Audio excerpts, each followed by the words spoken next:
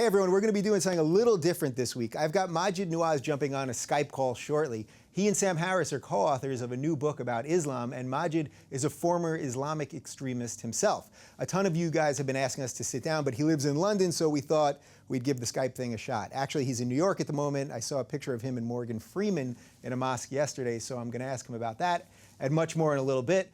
But first, let's do a little housekeeping. I want to talk about some of the principles we laid out in the first episode and some of the reaction to last week's show. It seems that a bunch of you weren't thrilled with my guest, Jimmy Dore. Jimmy is a hardcore lefty progressive and uses some of the tactics I mentioned that I wouldn't be using on the show. First, let me just say that I can only hold myself to the rules that I laid out. If I stopped and mentioned something every time a guest said something that goes against my personal rules, the show would be incredibly slow and horrifically painful. More importantly, as we build a community based on tolerance and other ideas, it's important that we remain tolerant of ideas we don't like. Jimmy is a great friend of mine. We've worked together on air for years. We've done stand-up gigs together, and I've had him and his wife over for dinner numerous times. Yeah, we don't agree on everything, including some pretty big issues, but I think life is about more than just scoring who is right on everything all the time. The most interesting part of last week's response was that some people said the episode was an echo chamber and I didn't push back enough. Other people questioned why I even had people I disagree with on at all. And that's the beauty of the internet, right? We can all be part of the same exact conversation and still see it through our individual prisms. Good journalism is the search for truth. This show will be a battle of ideas, not just having our own ideas reinforced. You know, there's so much intolerance of the other on both sides, and I think we can create something that's so much better than that. Actually, I don't just think it, I know it, because I see it already happening. Last week, I had a hardcore progressive lefty. This week, I have a former Islamist extremist turned moderate trying to reform his religion. Next week, I have a gay conservative from Breitbart, Milo Yiannopoulos. I won't agree with all of them all the time, but I most likely won't shout them down either. I have enough faith in you guys that if we have an honest conversation here, the truth will present itself. This, of course, reminds me of the Galactic Republic in the early days of the Death Star. Grand Moff Tarkin wanted to stifle debate because they had the most powerful super laser in the universe. Of course, let's not forget that Darth Vader said that the Death Star was nothing compared to the power of the Force. The Force is on our side. Let's use it wisely. All right, so Maajid, thanks for doing this. We've been going back and forth for months now. I've only had the show up for 3 weeks, but we've been going back and forth for a while. And you're in New York right now. You live in London, correct? That's right, yeah. Yeah, so you live in London. So you're halfway between Los Angeles and London. So I figured we'd do the Skype because I don't know when you're going to be out here. Any LA plans coming? I don't know. I mean, I'd love to come to LA, and I have good friends on the West Coast, but nothing fixed yet. So right. It's good to have this opportunity. Yeah. All right. So we'll do the Skype thing with you in New York, me in LA. So first off, I saw a picture of you that you tweeted yesterday. You were hanging out with Morgan Freeman in a mosque. So what was that about? Yes, this is what's brought me here to New York. I can't explain too much of it at the moment. All I can say is that I had a great conversation with him in the Islamic Center of New York. And we spent a good hour or so having a chat about the distinctions between Islam and Islamism and about my story and the work I do. But beyond that, we're just going to have to wait and see what I was up to. All right. Well, now he's played God, so I guess he's the right guy to talk to on that. In the house of God, I was speaking to a man that played God about God. All right, there you go. Okay, so I want to talk to you about some of the things that you probably did speak with him about. So first, let's just start with your story, because your biography, what you've lived through to get to here is really, really incredible. So can you just sort of sum that up in a couple minutes? You know, those who want the full story, it's in my memoir called Radical. But in a summarized form, basically, I joined a revolutionary Islamist group at the age of 16 years old. I ended up on the leadership of this organization and spent 13 years with them. And I played my role in exporting this organization from Britain to Pakistan and then to Denmark and eventually to Egypt. The group's name was Hizb ut-Tahrir. It was the first among the Islamist groups to popularize of resurrecting a caliphate that would seek to conquer other countries and enforce their version of Islam as law. And their method by which they aimed to come to power was via military coups. So we were very much focused in recruiting army officers to join our organization and then inciting them towards military coups. And that's what took me to Pakistan. It's what eventually took me to Egypt. I arrived one day before the 9/11 attacks, and then 10 months later, I found myself arrested and detained and taken to the torture dungeons of Egypt's state security headquarters in Cairo, and then sentenced, after 4 months in solitary confinement, sentenced to 5 years in prison as a political prisoner. At that point is when Amnesty International adopted me as a prisoner of conscience, began campaigning for my release, because, of course, though we had views that I now find repugnant and would describe as extreme, we were, and the group still is, non-terrorist, which is why it's still legal in America and across Europe. So it's the distinction I draw between an Islamist group and a jihadist group, is that if Islamism is the desire to impose any interpretation of Islam over society, jihadism is the use of force to spread Islamism, and jihadist terrorism is the use of force to spread Islamism by targeting civilians. The group that I joined was an Islamist group. It wasn't a jihadist group. Right. So I'm glad you made that distinction, because I do find that when we're having this conversation and it's being had by so many different people in so many different forms, that just the definitions alone are lost. And I know you've done a lot of work trying to just explain that kind of stuff to people so they're able to understand what we're talking about here. Yeah, part of the problem is because this is a phenomenon that we've never really dealt with before, in terms of human beings have never really dealt with this phenomenon of ideological Islam seeking a very Bolshevik form of control, totalitarian control over society. We simply, as people, didn't have the lexicon to have these conversations. So though I use these definitions, you won't find these definitions taught in universities or in academic tomes, because people dealt with a problem before. So part of the challenge that we faced was in coming up with very crystal clear, logical definitions and then popularizing them. And so often you'll find that I repeat myself a lot. And the reason I repeat myself is because, we have to popularize these terms and to popularize these concepts can only come through repetition until everyone finally begins to understand. And it got to a point where the Prime Minister of the UK understood. Yeah. So we got somewhere. Okay, so you spent about 5 years in an Egyptian prison. Now, that was under Mubarak at the time, who technically, I suppose, he was known as the president, but he basically was a dictator that was backed by the US for about 30 years. What was that like, being in an Egyptian prison? I can't imagine. Well, it wasn't a pleasant experience at all. We had the torture, first of all, for the first 4 days, and then we were put into solitary confinement for 4 months. And I was held in a cell, as were all of us, in that period of solitary confinement, in cells in which we had no sanitation, no lights, no beds. We had nothing but a bare concrete cell in which to try and get through without going insane. And so I have with me, actually, I wanted to show you this because when I was arrested, I had a pocket-sized version of the Quran, which is this in my hand here.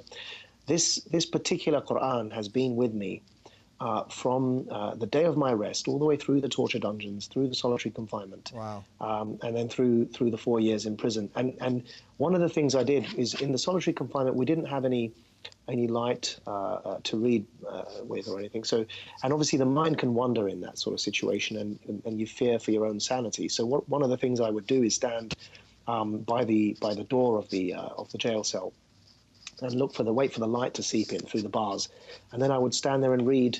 If you can see, it's a very small. The text is actually tiny. Yeah, wow. I would read that. I ended up memorizing half of it, sort of in my jail cell.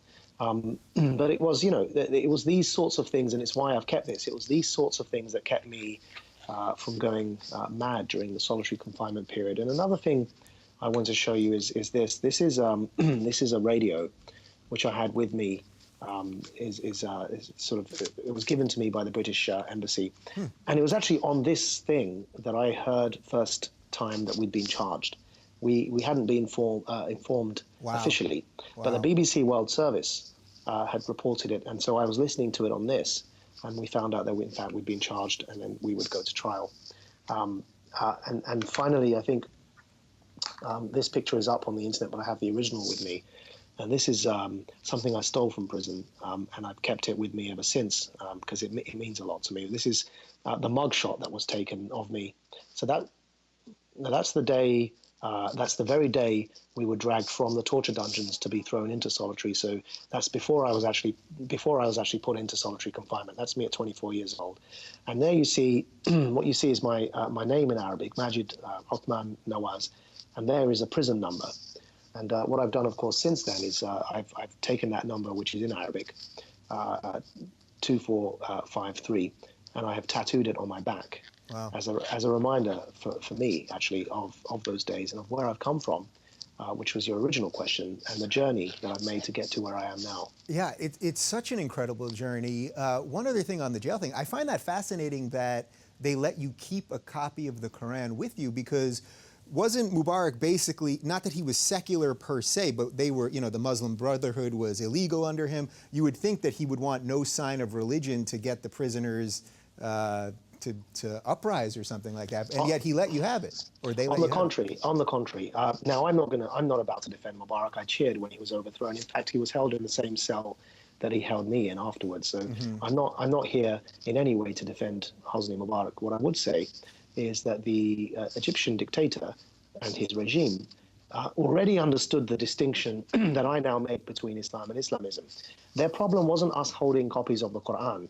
Their problem was the interpretation that we spun and with the ideology of Islamism that I refer to. In fact, they would encourage us to study traditional medieval Islam because they knew that medieval Islam wasn't Islamism. And they would encourage us to be exposed to theologians from Azhar University, which we were in prison, and their books, so that we could read about Islam from its medieval era and understand it wasn't this modern ideological form that we'd come to adopt. Now, I say this, and I say it with a caveat, that, of course, traditional ultra-conservative medieval Islam also needs to be reformed. Right. It's not the pinnacle, it's not the kind of, the epitome of civil liberties. However, what we have to accept, anyone who knows the most basic thing about Islamic history and the development of Islamic theology will know, for all of its faults, and there are plenty of faults, by the way, and fundamentalism largely owes a debt to sort of the fact that we Muslims generally still revere that medieval period of our theology and haven't developed it since. But it's still very different to what the Islamist project is. And the Egyptian authorities knew that, so they would encourage us. They would rather we were conservative, religious, or fundamentalist Muslims than members of the Muslim Brotherhood. Yeah, that's so fascinating. And even if you think about what's going on with Egypt now, where we sort of have another version of Mubarak and Sisi and sort of controlling things, and yet, the Muslim Brotherhood was in charge for a year and we backed them too. But that's a whole other topic. So before we move on to some of the other stuff, I saw a clip where you were on Real Time with Bill Maher from about a year ago, and on the overtime segment, you recounted a story about a bomb maker that you met in jail. And I was hoping you could just sum that up real quick, because I thought it was fascinating, and it goes to very much what you're talking about right now. Yeah, sure. So in prison there was we were imprisoned with the who's who of the jihadist scene at the time. We had the assassins of the foremost of Egypt, Anwar Sadat, who was killed in 1981. The group was known as Tanzim al-Jihad. Those who weren't executed in that case were with us in prison.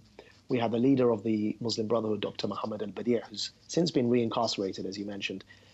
He wasn't the leader of the Brotherhood at the time. He since became the leader of the Brotherhood, but he and his entire leadership were with me in prison.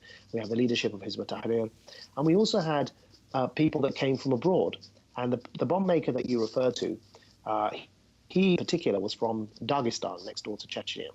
And he came via Afghanistan to Egypt in an attempt to cross the Rafah crossing into Gaza to teach Hamas how to make bombs. But he was caught at Rafah by the Egyptian authorities, and they imprisoned him. They sentenced him to 17 years.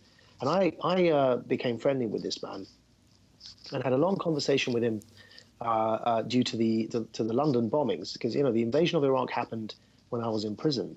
And the 7/7 attacks in London, the bombings on sort of the buses and the tubes in London also happened when I was in prison. So I got locked into a long conversation with this man about in his view, the legitimacy of attacking London. And I was attempting to convince him that it wasn't legitimate. Now, again, because I used to belong to a non-terrorist yet revolutionary extreme Islamist group, we didn't believe in jihad to come to power. So we were arguing with the jihadists that actually what they should be focusing on is a military coup. So that's why I was opposing him, not because I hadn't yet left Islamism. It's because my form of Islamism, in its method, was very different to his in its sort of how it seeks to come to power. Sure. But one thing I'm really proud of is that here's a man who was trained, who's fully capable of making bombs and causing mayhem and havoc. And yet, when I put it to him that the justification he uses to say that it's legitimate to target British citizens in that they voted for their government would be the same justification one could use for Turks who voted for their government, and Turkey is a member of NATO. And NATO as an alliance was involved in Afghanistan. Mm-hmm. And so why wouldn't he be bombing Turkey? And his answer the answer he gave me was a pragmatic one, not a religious one, at which point I caught him out. And I said, what you're doing is you're playing politics. You're giving me a pragmatic answer, which is the very thing when Bush does it, you criticize Bush for. The upshot of that conversation was, by the end of it, it took him a couple of days or whatever. He knocked on my jail cell, and he came back looking really sheepish. And he said, I've been thinking about what you said, and I think you're right. And I just don't think I agree with you. It's not justified to attack British civilians. And one of the things that really swung him was the fact that so many in the UK protested against the Iraq war. So my argument to him was, how can you be attacking these people? Mm-hmm. But I'm happy, he changed his mind. I don't know where he is and what he's doing now, but it's a small incremental step towards peace and reconciliation. And it was one of the first examples that I felt set me on the path that I'm now on. Yeah, and that's why I wanted to ask you about that, because I love the story. It's a beautiful story, and it's about what I think your whole life now is about, which is trying to explain all this to people and actually get people to change. And I think one of the problems we're really having here is that I see both sides on this, or however many sides you want to say there are. I see everybody sort of getting entrenched and the dialogue sort of disappearing. So I think that's a perfect segue. You just co-authored a book with Sam Harris. I had Sam on the show a couple weeks ago. It's called Islam and the Future of Tolerance. So first off, I think people would love to know a little bit more about the nature of your relationship with Sam, how you guys came together. Sam, of course, is a devout atheist. You're a practicing Muslim, correct?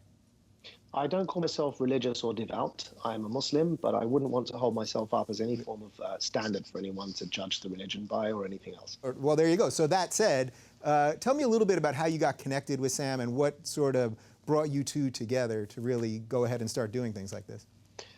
So Sam and I first met a few years ago when I came to New York, where I am right now, to debate Ayaan Hirsi Ali. And the motion of the debate was Islam is a religion of peace. And there's something I need to clarify with that debate, is that I've never believed, in my current incarnation after leaving Hizb ut-Tahrir, I've not believed that Islam is a religion of war or peace. And this is something I explained at the beginning of my dialogue with Sam. I chose the side of that motion, that Islam is a religion of peace, because there was a motion, and I had to choose whether it was a religion of war or peace and pick a side. Mm-hmm. I think that the motion was worded incorrectly, frankly. I either a religion of war nor peace. It's just a religion, and religions are interpreted. But nevertheless, I sat on the side that it was a religion of peace because I logically reasoned in my mind that if the majority of Muslims today aren't jihadist, albeit many, many, many Muslims are not liberal in the way I'd like, they're certainly not jihadist terrorists. And so if religion is what people make it, if Islam is what Muslims interpret it to be, then by definition it's a religion of peace, simply because Muslims, by the overwhelming majority, are not terrorists. So I sat on that side of the debate, and I debated Ayaan. Afterwards, we ended up in a dinner afterwards, and Sam happened to be there, and I hadn't met him before. And he was called upon by Ayaan to ask me a question. And he asked me, he said, look, it's all good and well you being out there and needing to present this view to the public about Islam being this or that, but here between us in the privacy of this dinner, can't you just be honest with us and tell us that what you really think about the fact that Islam is a barbaric religion? So my immediate reaction was to say to him, are you accusing me of lying? What do you mean, can I not be honest with you? Are you implying that I wasn't honest outside there on the platform? Yeah. And it became a very hostile exchange, which ended there. It didn't go any further, and everyone was a bit embarrassed around the table. It didn't really develop beyond that point. And then we didn't speak for a couple of years. And so then Sam reached out to me when I think he'd watched me at the Richmond Forum when I was reunited again with Ayan. This time, the good thing was it wasn't a debate. It was a conversation. And that's actually the Richmond Forum. I want to thank, if the people from the Richmond Forum are watching this, I want to thank them because the format that they got, the same moderator, John Donovan, who had moderated the debate at the Intelligence Squared earlier occasion. But instead, they got Ayan, myself, and Imam Rauf, who had been the Imam of the main Manhattan Mosque. And instead of having a motion to debate, they just said, all of you we only had to have a conversation. So that really allowed for me to be in the middle, because Imam Rauf was arguing Islam as a religion of peace. Ayan was arguing it's not, that it's a religion of war instead. And it allowed me in the center to say, guys, actually, Ayan's got something right and you've got something right, and there's actually something in the middle here. And I think that conversation really set the precedent for what happened with Sam and me afterwards, because I think he saw that. I think Ayan was really impressed with the tone that I took with her in that conversation. And I was really happy with the way in which she reciprocated my overtures to her. And I think that really laid the foundations for what happened next. And then Sam reached out to me and said, hey, can we kind of have that type of conversation for my blog? Because, he interviews people on his podcast, he publishes it on his blog. So I said, well, yeah, sure. And we sort of had this exchange over the phone, and he transcribed it. And I said, Sam, this is actually really good. I don't think you should put it on your blog. I actually sense this is a book that could really influence a lot of people. And so then he approached Harvard, and thank God the editor-in-chief at Harvard agreed, and that's the story of the book, which hits the shelves in a week. Yeah, so we'll talk more about Sam in a second, but I think something interesting that you said about Ayan is that, so I think a lot of your critics, or a lot of the people that are critical of everyone on your side of this, is that you guys all think exactly the same thing. But so I'm fascinated so you and Ayan actually don't agree on certain elements of this. Well, you see, that's the laziness and the knee-jerk reaction, the emotional reaction, which is born of fear, the fear of dialogue and the fear of actually having conversations with people that we may disagree with, is that actually the best way to ignore the consequences that dialogue can work is to tarnish everyone with the same brush, and is to, in fact, effectively slander everyone. And that way we are justifying to ourselves and those who are listening to us why dialogue isn't a good thing. The truth is that even after this dialogue with Sam, there are probably many things that he and I don't see eye to eye on, and with Ayan as well. Right. And but the important thing is in recognizing that dialogue is a process. It's not you don't just snap your fingers and somebody agrees with you. And democracy itself, by the way, liberal democracies weren't born in a day. The reason why we use the word mature democracies when we refer to countries like the United States and the United Kingdom is because they've had centuries over which time they've matured. And that's what to use that analogy, that's exactly what a dialogue with people you disagree with is, that it matures over time. Right. So there's been a bunch of people. You can name them if you like. We've talked about them a lot here, and I'm almost tired of talking about them at this point, who are writing some pretty horrific things about you. The worst kind of slanderous stuff, calling you names that if anyone on the right called you, they'd be condemned, and rightfully so. And I'm seeing so much of this coming from the left. And these are the people who I thought would be the ones standing up for all the things that you're talking about here, the words that you're talking about, conversation, liberalism, all of these things, and you're getting it from the left. What do you make about that? So, let's move away from the individuals and look at the movement. And the individuals, at the end of the day, whatever they say about me and wherever they are in their views, they certainly weren't as bad as I was when I was a revolutionary Islamist. So I hope they can change. Wow, you're a good guy. You're a good guy. Well, I believe in change, and I hope that people adapt. And if they do change their views, I'd be perfectly happy to continue being friends with them. I mean, Reza Aslan used to sit on my organization's board in London as a member of our advisory council. And we disbanded it 2 years into founding our organization, so it hasn't existed for about 5 years. But we used to know the guy. We invited him to London he's spoken at my offices in London at Quilliam. So people change, and I'm hoping that we can resume a cordial form of relationship with all of these guys. I just think that if I can be go from where I was to where I am. I have faith in humanity.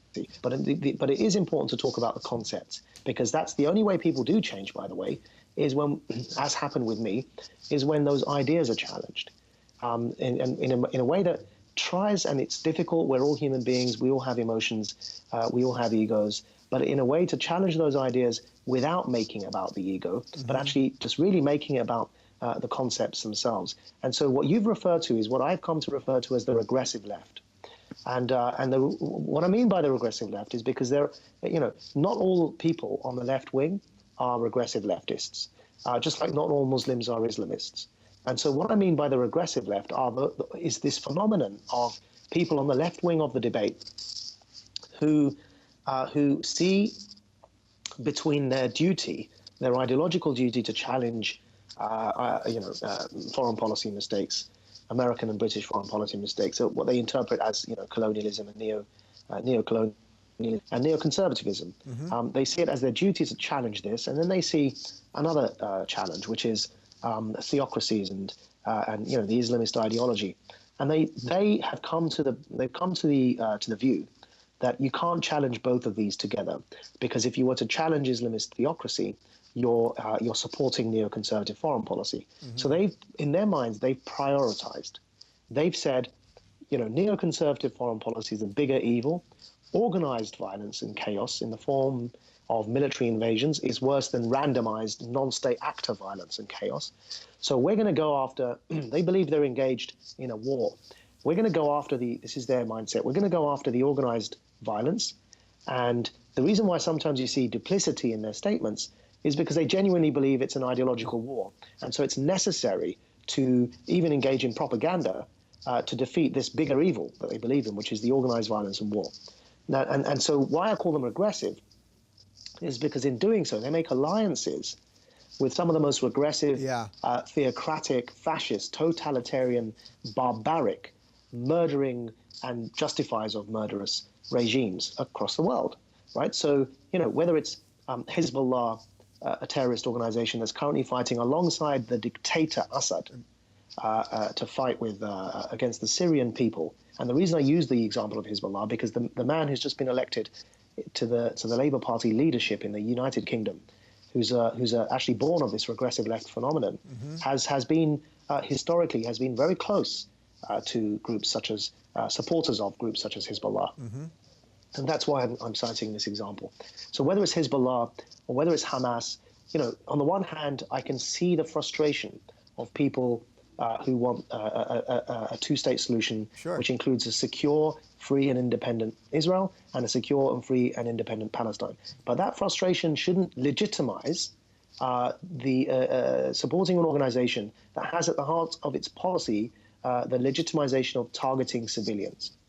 And so what's happened is why I call them regressive is that they've allied in their anti-colonial prioritization with some of the most regressive theocratic organizations that are out there in the world. And then they feel that anyone who criticizes those organizations is by definition with the neoconservatives, so they must attack them. And that's what's going on. And I take the view that actually you can criticize. I oppose the Iraq war and the invasion of Iraq from my jail cell in Egypt. I have never supported the invasion of Iraq. I've never supported neoconservatism. I'm a member of the Liberal Democrats in the UK. I've never been a member of any conservative party. I've never been a conservative or supporter of wars in that sense in my life. So you can oppose those things. At the same time, you can oppose theocratic fascism. We can hold two thoughts at the same time, and it's not impossible to do, and I encourage everyone to try it. Yeah, I love how you wrap that together, because you're right, it's two thoughts at the same time. And when I talked about this with Sam, he was saying that they want to find this nugget in you, and once they find this thing that they say you have, not that you say you have it, but that they say you have, then it somehow discounts every other liberal principle that you have, which is why suddenly I'm hearing from them that they'll call Bill Maher is suddenly a neocon. Bill Maher, who has, I think, stood for every liberal principle, been against every war that I can possibly think of.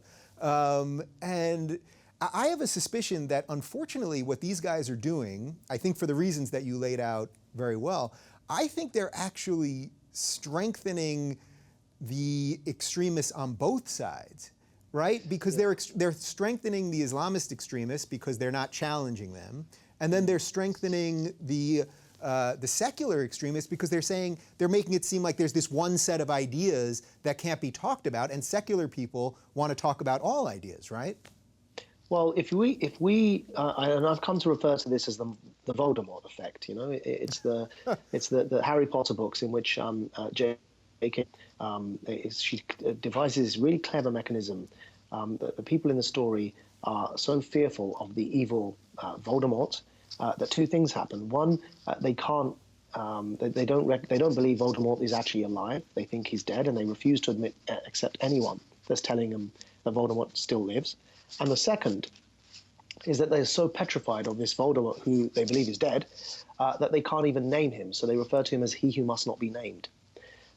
So that's what I mean as the Voldemort effect. And that leads to, you know, when you can't name something that actually is staring at you in the face, and you're so scared of it that you deny it exists and you don't want to name it, that increases the hysteria. So, you know, when President says we must defeat the evil ideology, well, which evil ideology? Right. You know, and so then the average dude that stands up in Donald Trump's rally and says, when are we going to deal with America's Muslim problem? Or Carson, who says, you know, he doesn't want a Muslim president. When they say these things, because the evil ideology, when they hear that word, what they mean by that is Islam, and by default, every Muslim who identifies with Islam. Yeah. Which is why they don't want a Muslim president. So what we're doing is, by blurring those lines, we're increasing the hysteria and actually the and the bigotry that we're trying to avoid. So what I argue is, for those two reasons, and actually more importantly, to empower reforming Muslim voices within Muslim communities, because the first victims of theocratic fascism will be those Muslims themselves. It will be the Muslim women. It will be the minorities, so the Yazidi women. It will be the Coptic Christians in Egypt. It will be the liberal Muslims. It will be the apostates, the ex-Muslims. It will be the gay Muslims and the lesbian Muslims. These are the ones who first suffer under the yoke of theocratic fascism. We need to also provide them with a lexicon that they can deploy in their own internal reform debates. So if you don't recognize Islamism, what are they going to say is the problem when they're having these debates within their communities? Islam, the religion? That's going to get them killed immediately in the first place. Aside from the intellectual point that, what do you mean by Islam, the religion? It's interpreted in a million different ways. God,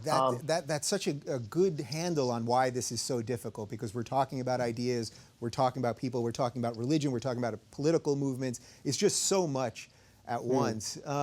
So just to sort of just to bring around this part of it, in terms of dealing with these people, the people that have been writing all these things and all that, how personally exhausting is it for you? Because I see, and I've read, where Sam has said, he's not going to do this anymore. And he said to me even that then suddenly it's like he has to say something, because it's not fun being lied about or slandered or smeared. And as I said before, you in a way get it worse. A tweet by one of these guys just this week to you was about how he's going to report you to the Department of Homeland Security when you come to the United States because he doesn't want an ex-terrorist here. I mean, this is really horrible stuff. How do you just deal with it on the personal level? It's exhausting, right? You see, the thing with this tweet is it really raises an interesting insight. And again, I hope this guy really changes his approach to this. But the interesting thing this raises is there's a liberal guy who ostensibly opposes profiling at airports, okay? Which, by the way, I've always done. I've always been you can find more that I've done against profiling than any of these voices. If you Google on YouTube, there's a whole debate I've had on BBC Newsnight, which is the flagship news show in the UK, against a left-wing Labour Party member of Parliament who also happens to be Muslim, who was advocating profiling 5 years ago. And I was debating him on that, saying, this is a silly idea. So I've always been against profiling, but so was this guy who sent the tweet you just referred to. Yet what's interesting is suddenly when somebody is breaking out of the groupthink and disassociating themselves with the tribal identity that we use to have this us and them kind of game that we referred to earlier, that you're either with the neocons or you're with us. And that kind of us and them relies on this tribal identity. When someone breaks free from that tribal identity and refuses to belong here or there, suddenly you find it's open season. That all the principles that we use to actually tarnish the neocons, it's the neocons who want to profile Muslims, it's the neocons who are racist, we're using that same racism against those dissenting voices, I was called a porch monkey, right? I was called a native informant. I was called a house Muslim by white non-Muslims in this instance. And supposedly reputable people. This isn't just random eggs on Twitter saying this. No. Yeah. These are journalists that work for established organizations and write for established blogs. And then on top of that, you've just mentioned somebody saying, I hope DHS reads, the Department for Homeland Security reads your book before you come to the States, because I don't want an ex-terrorist coming into the United States. And I put aside the fact I was never a terrorist. That's advocating profiling by somebody who literally a day earlier had been on CNN accusing Sam Harris of advocating profiling. Yeah. And so it's suddenly what happens is when you break away from that group kind of tribal groupthink, it becomes open season. And that's why I said earlier that I think what's going on here is they genuinely believe they're engaged in a war. And so in a war, all of these tactics become legitimate because the objective is to win. It's not to find the truth. And I think that's part of the problem. It's why I think this dialogue and this conversation is so important. Yeah. Because what we do is we break down that hostility. So I keep referring, that's why actually it's a lesson to myself as well. It's so important to remain polite with these guys, because whatever they say to me, if I reinforce their notion that they've somehow managed to convince themselves of that this is a war, and if I respond in that manner, they will double down and they will continue to act this is a war and that anything is permissible. Yeah. So that's why I try and de-escalate it, and I fail sometimes, but it's important for me to keep trying. Yeah, I feel the same way. I try as well from the little piece of this that I'm part of, and I've tried to engage some of these people in a respectful way. And unfortunately, as Sam has illustrated quite well, it's hard to debate when you have your facts and then the person you're debating is debating what they think you say or what they want you to say, not what you actually say. I think a little bit of this also is what Bill Maher refers to as the bigotry or the soft bigotry of low expectations. Do you feel that somehow these people, and again, I'm talking about the white liberals in this group, that they think because you think differently than they want you to think, to me, look, that shows racism, right? Dave, Doesn't that show racism? You could cut right now into your show when you do your production an image of me talking to Sam Harris and being called a porch monkey for it, and me talking to Morgan Freeman. Now the question I ask is why would none of these guys, and they haven't done so, why would any of these guys not call me a porch monkey for talking to Morgan Freeman, not call me his native informant, not call me his porch monkey? Yet when I'm talking to a white man, they're his porch monkey, they call me his native informant. And that's the racism of low expectations. It's the assumption that when a brown man is talking to a brown man, it's a meeting of equals. But when a brown man is talking to a white man, the brown man suddenly loses all agency and can't think for himself and is following the white man's thoughts. And yet the irony is that I don't even use that form of identity politics to describe people. I don't see people as white people, brown people. I see people effectively. I like people to look at people as their values. If someone's liberal, if someone's Islamist, if someone's conservative, that's how I look at people, because it tells me where I stand with them, much more than skin color does. But these are the people who are ostensibly anti-racist, deploying that form of racism. And you'll find that, I tweeted an image of Morgan Freeman and me yesterday and put it on my Facebook page. I have not once heard any reaction from any of this regressive left phenomenon in the sense of being called his native informant or his house Muslim or his porch monkey. It simply hasn't happened. And that there is the best example of the reverse racism of low expectations you've just referred to. Yeah, so I have been using the term regressive left also. I just started using it in the last few weeks, and a few of my friends that are in this space aren't thrilled with me because of it. But I think what you're exposing there is a fatal flaw of progressivism. Because they view things in the prism of identity politics, it's very hard to extricate someone with a separate idea or someone that doesn't fit the cliche. And you're literally a walking, breathing example of that, which explains why you get the shit that you do. And it's important to mention at the same time, when I'm sitting there, I tweet out that I was with Morgan Freeman in the mosque explaining, having a conversation about the difference between Islam and Islamism. It is important to mention that at the same time I got lots of reaction from people saying the difference between Islam and Islamism is in your head. And actually, they're the same thing. So there's also that side of the reaction. I get it from that side too. People insisting that Islam is what they believe it to be, which is what Al-Qaeda believe, and that I'm just engaged myself in a form of apologia for what Islam is. And so it's difficult to try and strike this balance where, we need honesty in this conversation. We need people to accept that there's a problem with Islamist extremism. And there's also, in fact, a challenge in dealing with taking Islam out of its medieval heyday, the theological paradigms that were developed in the medieval era that we simply haven't moved on from. Yeah. And actually, that means that a whole bunch of Muslims, so the Islamists obviously don't like me, a whole bunch of traditionalist, non-Islamist, conservative Muslims don't like me because I talk about reforming the interpretation. And then a whole bunch of anti-Muslim people on the other side who want me to apostatize don't like me because I say Islam can be interpreted, and they want me to say that Islam is evil. So, you end up getting kind of stuck in this middle, and it requires a lot of patience. Yeah. Well, I guess if you have a lot of people hating you, you might be telling the truth. How about that? Yeah, and you don't need to be a believer in Islam to concede the point, which is the point I was making with Sam, who I think has since shifted in his view and has accepted that his view has changed somewhat on this point. You don't need to be a believer in the religion of Islam to concede that texts can be interpreted. It's not as simple as saying I'm going to go to a restaurant and order a lobster, and if you bring me a chicken, why did you bring me a chicken when I ordered a lobster? Because the menu says lobster. You're ordering one thing there. What we're talking about is a manual, a bit like a car manual when something's gone wrong in the engine, and reading the whole thing and working out what the diagnosis is, where the particular relevant parts are, how you put them together. When you're talking about complex ideas like that, like interpreting scripture and adapting them to the time and space we find ourselves in, by definition, it's an exercise in interpretation. And that's why even with the US Constitution, you've got the same document being used as a source for pro-choice and pro-life people, or pro-gun laws and gun restriction people, using the very same document to make their arguments, because the dispute is over what the document means in this day and age in the first place. And so you don't really need to believe in the scripture to concede that there is no one definitive reading of Shakespeare, there's no one definitive reading of the Bible, and there's no one definitive reading of the Quran. Yeah. All right. So one more piece on this portion of all this. What do you make of the term Islamophobe?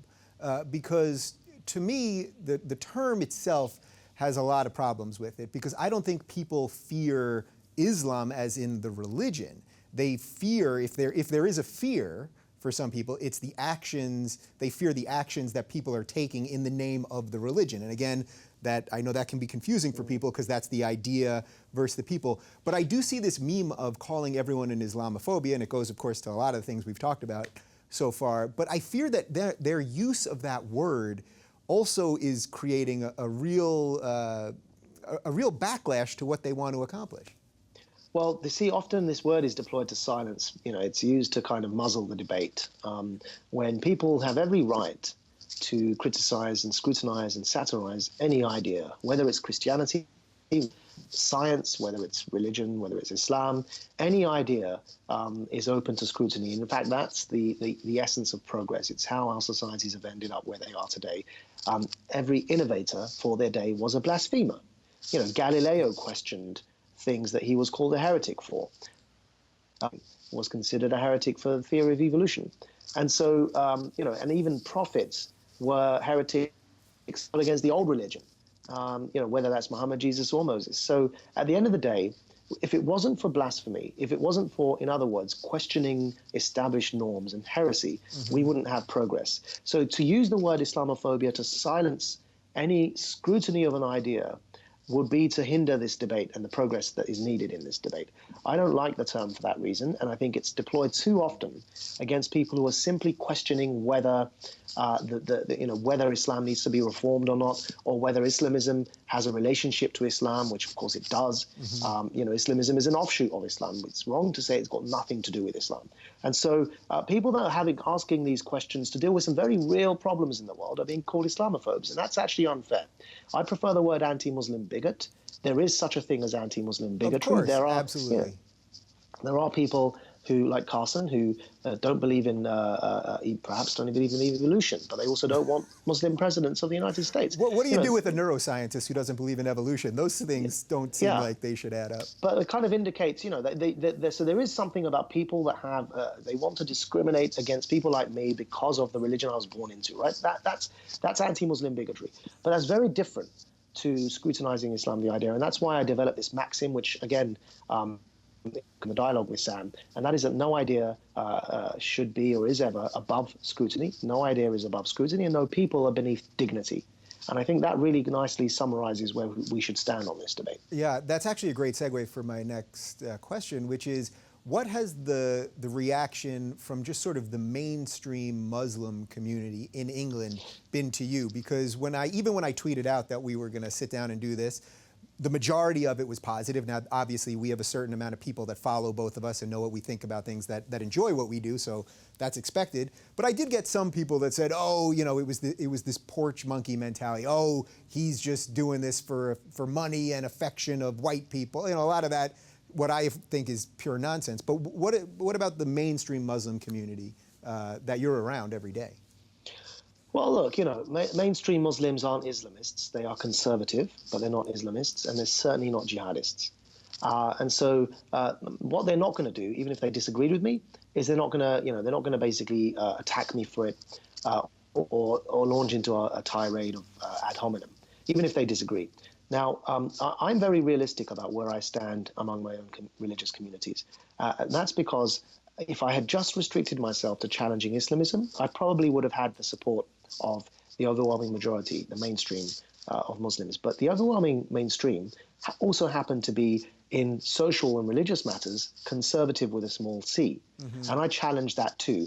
I call for reform in our approach and interpretation of the scripture. I am a liberal socially, as well as politically, and I've mentioned I'm a member of the Liberal Democrats in the United Kingdom, which is the centrist party there.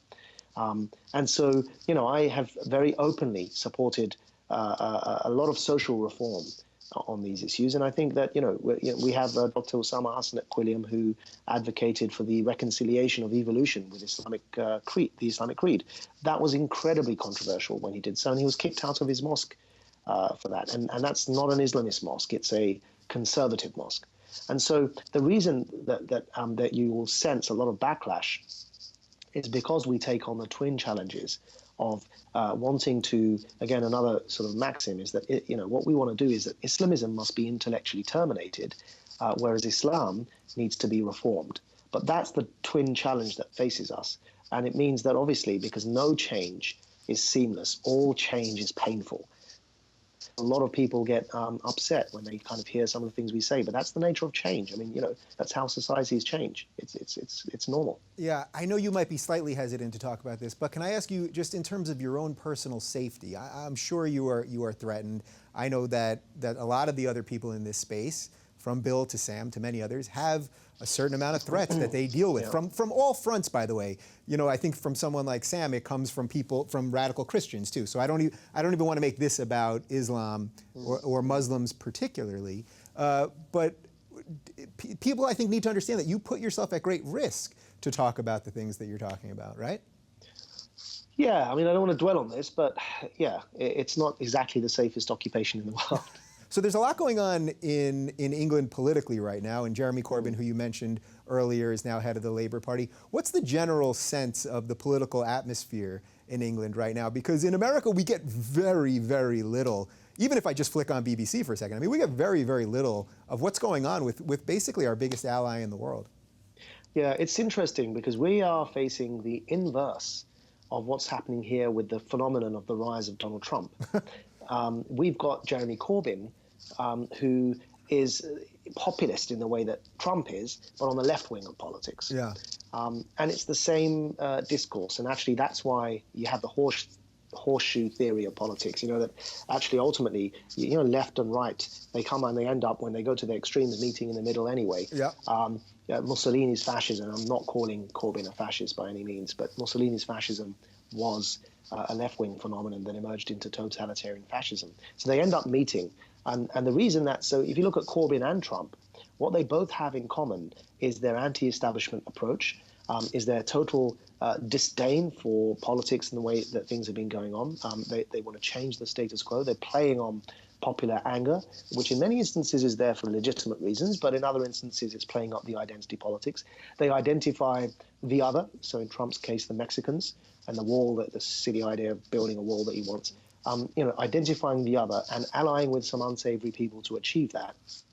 It's all part of and parcel of the politics of our times. And across Europe, we're witnessing this phenomenon with the rise of far-right populist parties. And in Greece, we had Golden Dawn. Now we've got Syriza, which is a far-left populist party.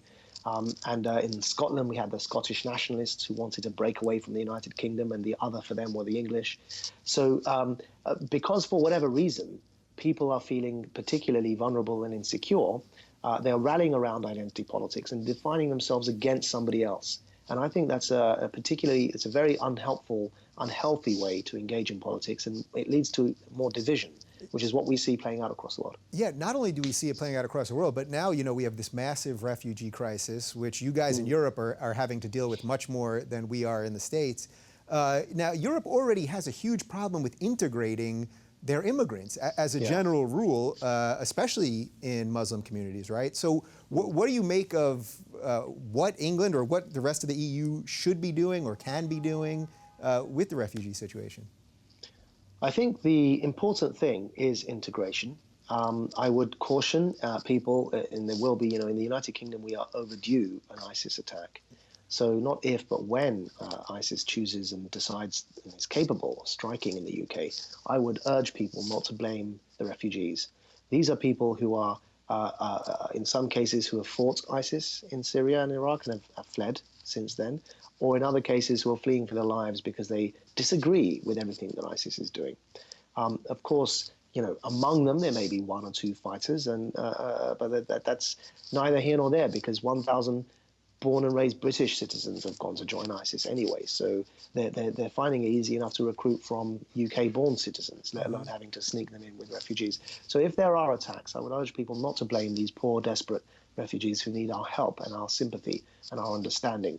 And what I would say is important to consider for governments, on the other hand, is not to repeat the failures when what you mentioned, integration, wasn't seen as important. And so what we ended up developing in Europe and in Britain, I can speak to, were these self-segregated communities that didn't mix with one another. And they grew up, it's possible in 2015 to be born and raised in London as a Muslim teenager and not have a single non-Muslim friend, nor a single friend from the opposite sex. And I just think that's not a healthy psychological state to be in. So I would encourage governments to have really, really robust and strong integration policies. Yeah. Do you think that's even possible because they're already dealing with the integration problem that exists? It seems to me that the conversation has been dumbed down to the point where if you say anything, if you were to say, well, we shouldn't bring in more refugees right now, that people would immediately call you racist, which the truth probably is somewhere between, there's obviously a certain amount of people who are going to be xenophobic no matter what, and then there are also some legitimate concerns about what this can do to societies. But we so rarely have this conversation, right? Yeah, and it's, at the end of the day, the immigration conversation is a bit like the Islamism conversation, that it's immediately shut down, and accusations of bigotry are the first, recourse, if you like, of those who want to shut that conversation down. It is important that these conversations are, in fact, thrown open. In the recent history, the political history of the United Kingdom, we've seen the consequences of not having these conversations, because when these debates were shut down by the mainstream parties, what happened as a result is the rise of two groups, one a street protest movement and the other a political party. The UKIP, United Kingdom Independence Party, that wants to break away from the European Union, it wants to end all immigration. That party, which started taking chunks out of the conservative support base, arose at lightning speed in the UK, headed by Nigel Farage, precisely because the main political parties didn't want to talk about racism. And so an uglier version of that conversation happened on the outside, on the fringes of the mainstream, because we didn't want to talk about it. And the other thing that happened was the rise of the English Defence League, the EDL. So what had been Europe's largest street protest movement began organising rallies and demonstrations up and down the country because of the conversation about Islamism. So what I advocate, and the reason why I'm sort of heavily for having these conversations, is we don't have them in the mainstream in a responsible way. The fringes will have them in an irresponsible way. And that's the danger of the Voldemort effect that I refer to. Yeah, and that's very much what I'm trying to do with this show, which is why I'm going to have people from all over the political spectrum here, because we need these conversations. So just one more thing on the refugee thing. What do you make of the Arab countries that basically aren't taking in their brothers? I mean, I think Saudi Arabia has let in maybe 30 families or something. All these countries, we're seeing Egypt's not letting anyone in. Turkey has done a lot. Turkey's not an Arab country, but all these countries that are doing this. What do you make of that? So we got a caveat here. It's the Gulf Arab countries that have let in 0 refugees, whereas Jordan, Lebanon, and these surrounding countries that aren't Gulf Arabs have millions, of refugees. And so there is that distinction to be made. Jordan is overflowing with refugee camps and tents, and so is Lebanon. Sure. But the Gulf Arabs, the Emirates, Saudi Arabia, these countries, Kuwait, they think that actually they think that their responsibilities have been met simply by providing funds to the refugee camps. And I think that's a particularly interesting point there to look at, as to the just as with the Syria conflict, there are certain responsibilities that the regional powers have to deal with conflict in their own back gardens and in their own region. And unfortunately, that hasn't been happening. On the one hand, we complain when the international community, led by the United States of America, intervenes, and yet on the other hand, when no intervention is forthcoming, we complain because we're saying that no one cares about all the women and children and innocent men, civilians who are dying. And actually, the only way around this is to say, okay, if you don't want international intervention, then take responsibility for your own region and intervene yourselves. And that applies to refugees, and it applies to the war in Syria, and dealing with that through political and diplomatic and military means.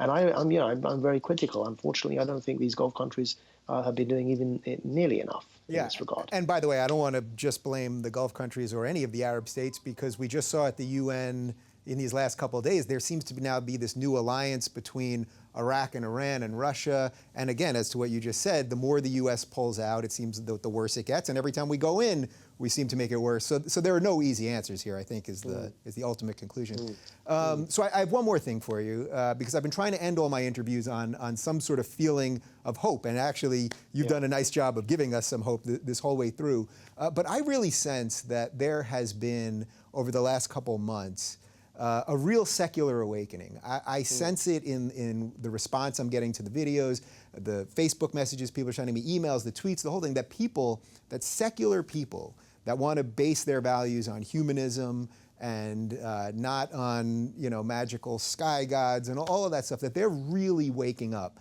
And I think you've had a part to do with it. I think Sam, I think many other people. Do you sense that too? Please tell me you do, or I'm in a lot of trouble.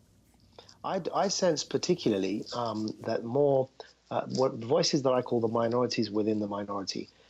People on the left that we've spoken about earlier, they traditionally care about the minority communities. But actually, I'd say to them that if they're really worth their salt, if they really want to test their mettle, what they should be caring about are the minorities within those minority communities, the gay Muslims, the lesbian Muslims, the ex-Muslims, the liberal Muslim voices, the feminist Muslims, and the minorities such as the Christians in Egypt and the Yazidis in Iraq. So those minorities within minority communities, I sense, have been rallying and waking up and galvanizing. I think I sense more and more Muslim voices coming out to speak against not just Islamism, but also Islamic religious conservatism. And we get messages every single day. We get people asking to join our organization, to help us, to work with us. And I think that's really, it's fantastic, because if we're going to really defeat the scourge of theocratic fascism, and if we're going to help reform the way in which Islam is interpreted today, then those voices are really the crucial voices that we need to hear from. Yeah, well, you've been a huge part of that, so I thank you for taking some time while you're in New York. Your book with Sam, Islam and the Future of Tolerance, is already sold out. The pre-orders are already sold out on Amazon. It's coming out in a couple of days in the bookstores, right? Yeah, it will hit the bookstores very soon, and then everyone hopefully will be able to get a copy. And then actually, after that, the Kindle version will come out too. There is a Kindle version coming out, but it will come out after the hardback version hits the bookshelves. All right, well, I'm really glad that we got a chance to do this almost face-to-face. We can see each other, but one day we'll be able to have a beer and do it for real. And good luck with all your work. Appreciate it. Thank you, Dave.